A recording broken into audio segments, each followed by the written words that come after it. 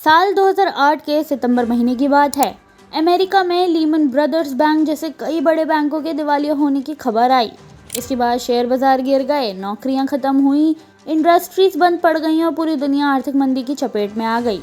इस वक्त कनाडा के सेंट्रल बैंक के गवर्नर मार्क कार्नी सब कुछ चुकाते हुए ब्याज दरों को 1% के ऐतिहासिक निचले स्तर पर ले गए। उन्होंने बैंकों के साथ मिलकर लोन सिस्टम मजबूत किया और कनाडा को इस मंदी से उबार लिया। मंदी से बाहर आने वाला कनाडा पहला देश बना। उनके इस कदम को बाकी देशों के केंद्रीय बैंकों ने भी अपनाया। आर्थिक मंदी से निकलने में इसका फायदा हुआ। तब एक कनाडाई पत्रिका ने उन्हें दुनिया को बचाने वाला कनाडाई शीर्षक से फ्रंट पेज पर छापा। वे बैंकिंग सेक्टर में जाना माना नाम बन गए थे। यही मार्क कार्नी आज कनाडा के प्रधानमंत्री बनने के सबसे बड़े दावेदार हैं। आज लिबरल पार्टी अपना नया नेता चुनने वाली है। इस रेस में कार्नी के अलावा 3 और नाम हैं, लेकिन वोटर सर्वे के मुताबिक कार्नी के पास सबसे ज्यादा वोटर्स का समर्थन है। मार्क कार्नी इकोनॉमिस्ट और पूर्व केंद्रीय बैंकर हैं। कार्नी को 2008 में बैंक ऑफ कनाडा का गवर्नर चुना गया था।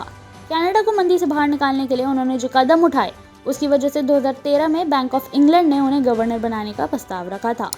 बैंक ऑफ इंग्लैंड के 300 साल के इतिहास में वो पहले ऐसे गैर ब्रिटिश नागरिक थे जिन्हें ये जिम्मेदारी मिली। वे 2020 तक इससे जुड़े रहे। ब्रेक्सिट के दौरान उनके फैसलों ने उन्हें ब्रिटेन में मशहूर बना दिया।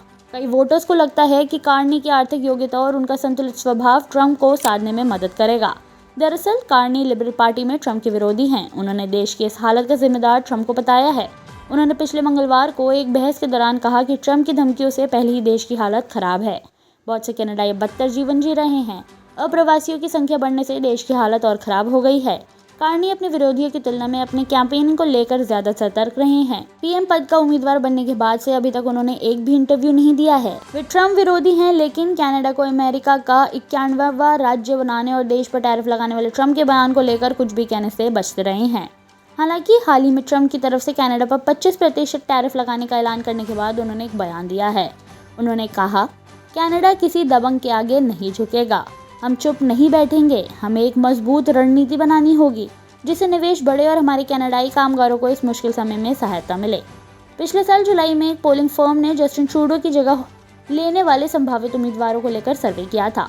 तब 2000 में से सिर्फ 140 लोग यानी 7% लोग ही मार्क कार्नी को पहचान पाए थे। जनवरी में जस्टिन ट्रूडो के इस्तीफे के बाद उन्होंने खुद को लिबरल पार्टी के उम्मीदवार के तौर पर पेश किया। इसके बाद उन्होंने लिबरल पार्टी के कई कैबिनेट मंत्रियों और सांसदों का समर्थन हासिल किया, जिससे उनकी दावेदारी मजबूत हुई है। हाल ही में मेन स्ट्रीट सर्वे के मुताबिक कार्नी को 43%, वहीं पूर्व वित्त मंत्री क्रिस्टिया फ्रीलैंड को 31 वोटर्स का समर्थन मिला है।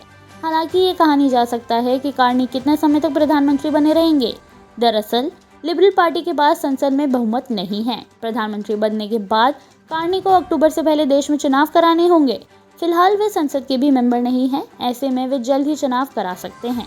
ऐसी और जानकारी के लिए देखते रहिए समाचार जागरण न्यूज़।